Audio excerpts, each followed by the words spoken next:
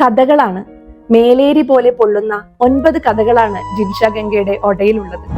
അപ്പാപ്പ, ശരിക്കും ഈ തെയ്യം എങ്ങനെയാ ഉണ്ടായത്? 10ഓ 11ഓ വയസ്സുള്ളപ്പോഴാണ് അപ്പനോട് ആ കഥ ചോദിച്ചത്. ചോദ്യം കേട്ടപ്പോ അപ്പാപ്പനും അപ്പനും ചിരിച്ചു. രണ്ടാളും ചേർന്ന് അണിയലം തുന്നുകയായിരുന്നു.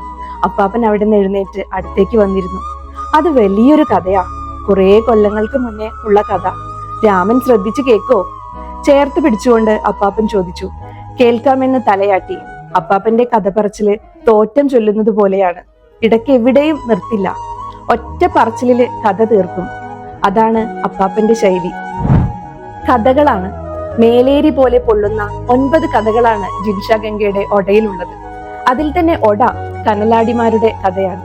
കനലാടിമാർക്ക് പൊള്ളൂല, പൊള്ളാൻ പാടില്ല. പക്ഷെ നമ്മൾ വായനക്കാർക്ക് പൊള്ളും.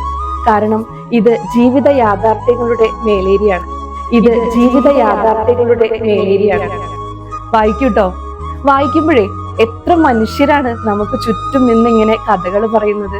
യാഥാർത്ഥ്യങ്ങളുടെ, ചരിത്രത്തിന്റെ കഥ. പിന്നെ നമുക്ക് എങ്ങനെ മനുഷ്യരാകാതിരിക്കാൻ പറ്റും?